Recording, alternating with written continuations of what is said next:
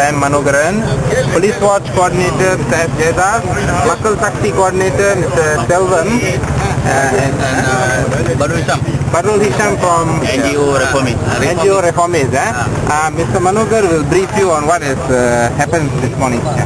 Now we have, dear friends, we have just witnessed another very sad incident in our history. That is on the 23rd of December last year, Prabakar, who is here today, was manhandled by the police in the Brickfields police station while in question 11 police personnel threw hot water on him. His photographs are in the website, and not only that, they tried to strangle him with a piece of cloth around his neck.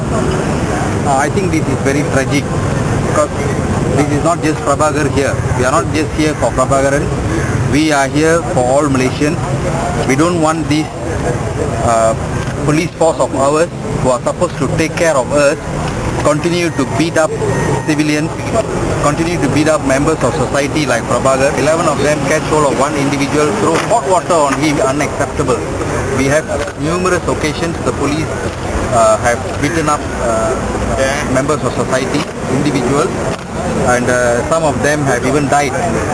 There are no proper investigations done, and I call upon the police, I call upon the Home Ministry, I call upon the Prime Minister to take a very serious view of this, because this is another incident of public confidence being eroded on the police. Today it is Prabakar, tomorrow it may be your brother, tomorrow it may be our brother, our father, our children that may be affected. Is Malaysian civil society going to keep quiet about this? We cannot.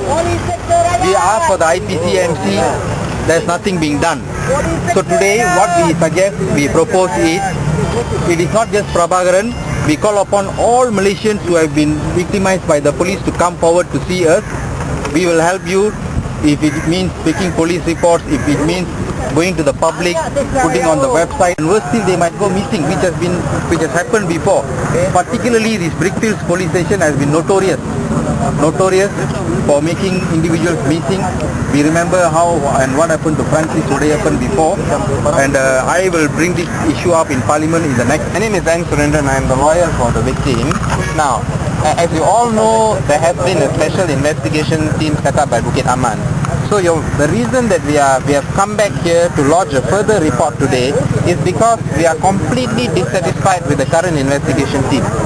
Despite the fact that the identity of the police officers who did this act on Mr. Prabakar is very clear. If we know, we have that information, surely the police have that information. Despite that, there have been no suspensions of any police officers. There have been no arrests made despite the seriousness of the matter. There have been no form of serious action taken in this case. And the reason we are concerned is that we also are calling upon the police today to classify this case as a case of attempted murder.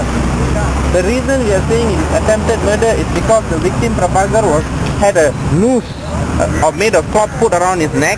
He was made to stand on a chair, and it looked like they were going to kick the chair off from him. In other words, to him it looked like they were going to hang him by the neck until he is dead.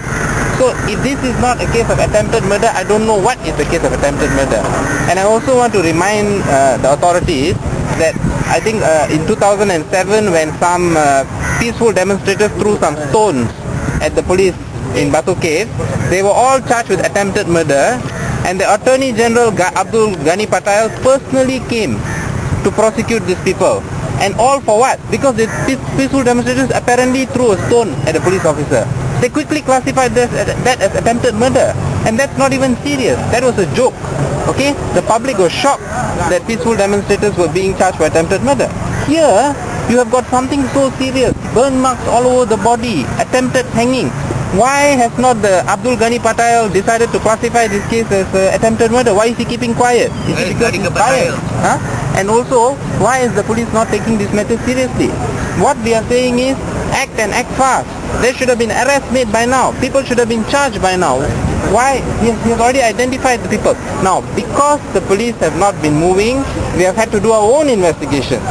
And based on the information that we have received and some investigative work, we have identified the names of all the culprits.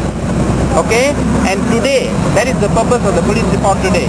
Today, my client, in his police report, has revealed the names of all the culprits who are involved in this incident, so that the police can proceed with the investigation and make the necessary arrest. If they can't find out who the culprits are, we can. Let me also add, the past 2 days my client has gone for Kawacham, identification parade. He has already identified physically 9 of the police officers who did this to him. Again, where are the arrests? Where is the action? Nothing. We only hear silence. Where are the suspensions? Nothing. You know? So this is why we are saying again, once more, we reiterate the call for an IPCMC. Unless there's an IPCMC, you allow the police to investigate their own crimes. This is what happens. They don't do anything. And the suffering person here is it does not get justice. And one more thing that we want to say, we don't want Malaysia to forget what happened to Prabakar. What we want to see is not just justice in the case of Mr. Prabakar, and he also wants to see serious reform of the police so that this does not happen to anyone else in this country. Okay? And in view of that, we have got a member of parliament here who is going to officially launch today the beginning of the launching of the Prabakar police reform movement. We are starting off a police reform movement which we will be going across the country in order to get support for a serious, thorough reform of the police. Not just IPCMC. We want a reform of police training methods. We want a reform of police education methods. We want ethics and morality to be made a part of the police training module, which happens in other countries, in Britain and all that. In fact, I have studied this many years ago. In Britain, they've got a serious attention to ethics and morality. So we are talking about widespread, wide-ranging reform that is necessary.